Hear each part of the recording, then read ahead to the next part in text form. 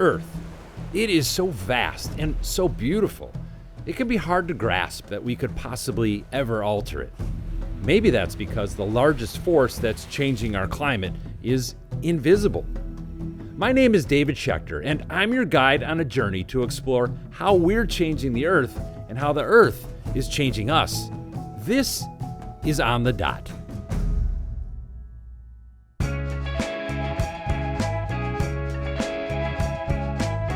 We're going to the Mauna Loa Observatory, and this is where the carbon dioxide readings come from. And I'm like, I gotta go see that place. When it comes to office views, Thanks for having us out, man. Yeah, of course. Aidan Colton is crushing it. We visited him before a recent volcanic eruption temporarily interrupted operations up here. It's not the easiest place to get to, as you can see. No, it wasn't that easy. It's not the easiest place to work. It's 11,000 foot elevation. You know, every time you take a breath of air, you're breathing in a third less oxygen. Too much carbon dioxide in the atmosphere is what drives climate change. And for the last 65 years, scientists around the world have relied on the carbon dioxide measurements taken on Mauna Loa. Aidan is the guy who takes them, and he invited us to come along. This is the Carbon Cycle NOAA portable sampling unit. And what we're doing here... Kind of looks like the nuclear launch codes might also be in there. Yeah. Luckily, they're not. Aidan's telling me the air up here is what makes this remote location so important. We're more than 11,000 feet up, far above any ground level pollution from communities below, and we're surrounded by 2,000 miles of ocean. So by the time air makes its way here, it's been blended with air from across the globe. All right, so we'll just hold our breath, just because that's what I usually do when we get like 10 seconds. But once I close it off, We have to hold our breath? it's very hard to affect it, but we don't want to contaminate. Tell me when I have to hold my right, breath. I looked over at you and I'm like, I don't think you're gonna be able to do this. Chance. Hold your breath. I couldn't hold it. I had to breathe. These samples, gathered once a week, will be sent to a lab for analysis. There's also a tower, another 140 feet up, that pulls and analyzes samples 24 hours a day, determining how much carbon dioxide is in the air at such a high altitude. You have all this research from this location. What story does it tell? Our job is to present the facts. And the fact is that carbon dioxide is increasing, and it has been increasing since we started monitoring it. Starting in 1958, this graph of samples taken in Hawaii shows the concentration of carbon dioxide in the atmosphere rising year after year after year. Now let's go back in time by 800,000 years. By studying things like ice core samples, ocean sediment, and tree rings, scientists have a good idea how much carbon has historically been in the Earth's atmosphere. It goes up and down over time, but it's never crossed this line. And now, let's bring things back to what's happened in the last 65 years. The CO2 in the atmosphere has never been seen this high in human history. It's harder and harder for me to speak to people like yourself and be optimistic. I want to see some change, and I want to see it start to plateau. So we've got a lot of carbon dioxide. Now let's talk about where it's coming from. So I think this next stop would be pretty cool. This company has figured out how to visualize carbon dioxide. Hello! Davida Herzl is the CEO of Acclima. In Oakland, her company operates a fleet of cars outfitted with tubes and sensors that analyze the air for 14 kinds of pollution.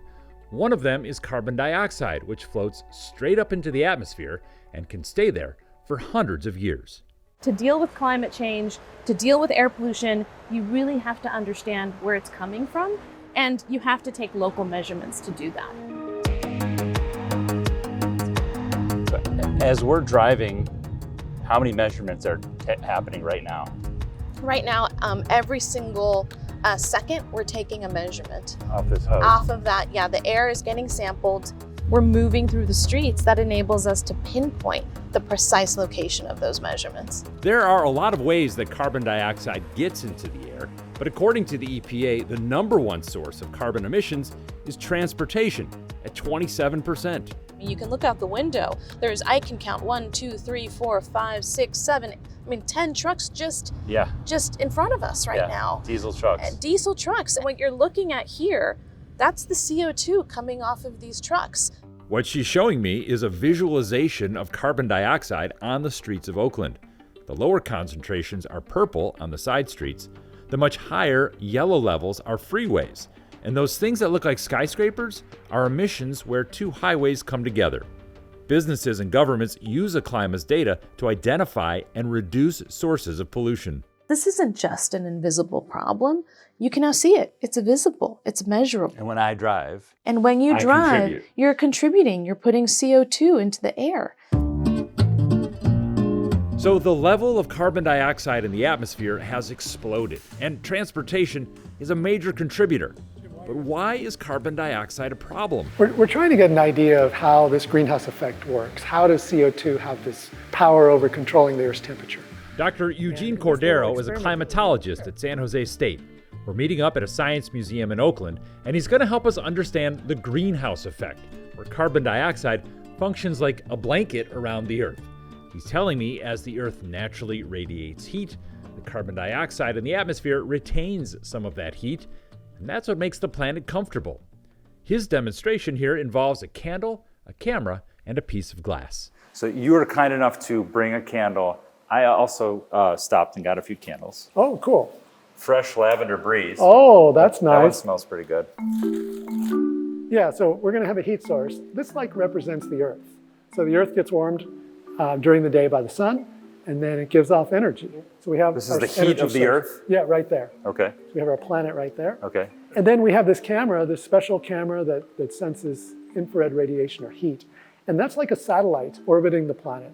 To be honest, that's the best way to measure this greenhouse effect. From is space. From space. Like, is this our carbon dioxide? Yeah, it behaves in the same way because it absorbs this particular type of radiation. So I'm going to basically put the carbon dioxide You're going to put this blanket of carbon dioxide in between the Earth and the in the satellite in satellite. space. Yeah. It just disappears. Take a closer look at the candle. The wavelengths of heat show up as white, red, and yellow.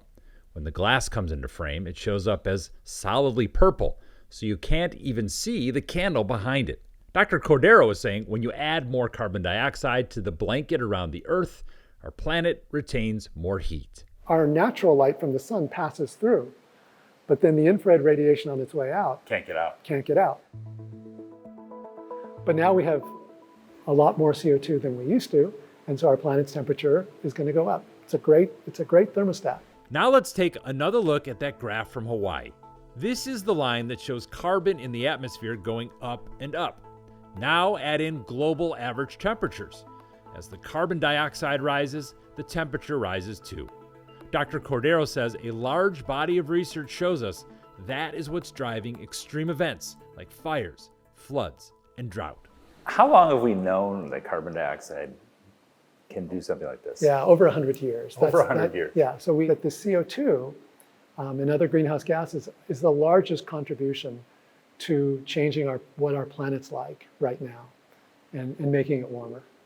There's other factors too, but carbon dioxide is the number one. How worried should I be about that piece of glass? I think this is our main social environmental challenge for humanity. When it comes to climate change, carbon dioxide is an invisible problem. But we've seen, with a little imagination, it's not impossible to understand what it's doing up there, where it comes from, and how we have more and more in the atmosphere every year.